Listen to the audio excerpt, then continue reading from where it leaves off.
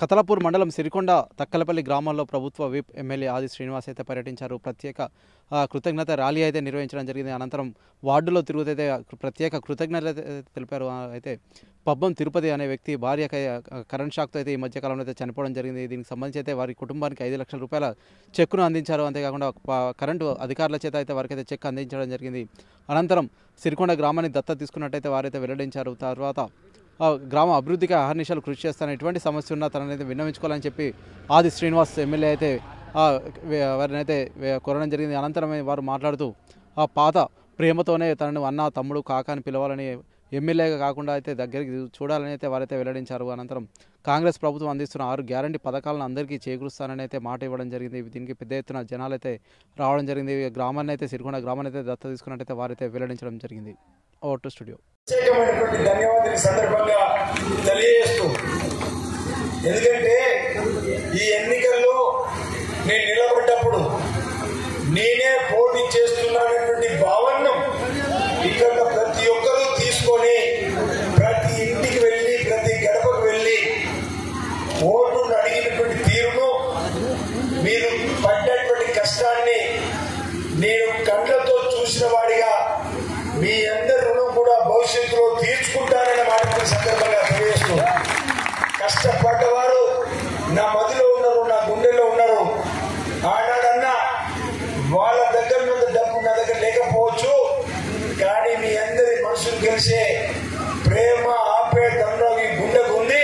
తప్పనిసరిగా మీ మనసును గెలుచుకుంటారని మాటిచ్చిన అదే విధంగా ఉంటా మీ మధ్యలో మాట సందర్భంగా సిరికొండ ధన్యవాద ర్యాలీ సభ సందర్భంగా మీకు మాటిస్తూ, మీ బిడ్డగా ఉంటాను మాటిచ్చిన ఇప్పుడు చెప్తున్నా, అదే విధంగా ఉంటా మీకు మీరు అయ్యో ఎమ్మెల్యే అని చెప్పని వేరే అనుకోకుండా గతంలో ఏ విధంగా ఉన్నారో అదే విధంగా ఉండాలని కూడా మీ అందరు కూడా కోరుతా ఉన్నా.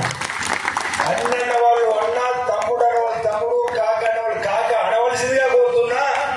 ఎందుకంటే నేను ఆ రోజే చెప్పిన, మన పల్లెటూరులో పుట్టి పెరిగిన వారిగా మనకు ఉన్నటువంటి వరుసలతోటి కులాలకు మతాలకు అతీతంగా గ్రామాల్లో పెరిగిన వాళ్ళంగా ఇప్పటి వరకు మీరు ఏ పదంతో పిలిచిందో అదే పదంతో పిలవాలని, మీరు కూడా అదే పదంతో మిమ్మల్ని పిలుస్తూ మీ ప్రేమను జయిస్తానే మాట ఈ సందర్భంగా నేను తెలియజేస్తూ, ఆనాడు కాంగ్రెస్ పార్టీ అధికారంలోకి వస్తే మాట ఇచ్చినాం 6 గ్యారెంటీలు అమలు చేస్తామని. మహిళా తల్లులకు ఆర్టీసీ బస్సులో ఉచిత ప్రయాణం. నేను తల్లి బస్సులో టికెట్ తీసుకుంటున్నా, ఏమా బస్సు ఎక్కడ టికెట్ తీసుకుంటున్నా, తీసుకుంటలేదంటున్నారు, సంతోషం. అదేవిధంగా ఎవరికైనా పేదలకు వైద్యపరంగా ఇబ్బంది అయితే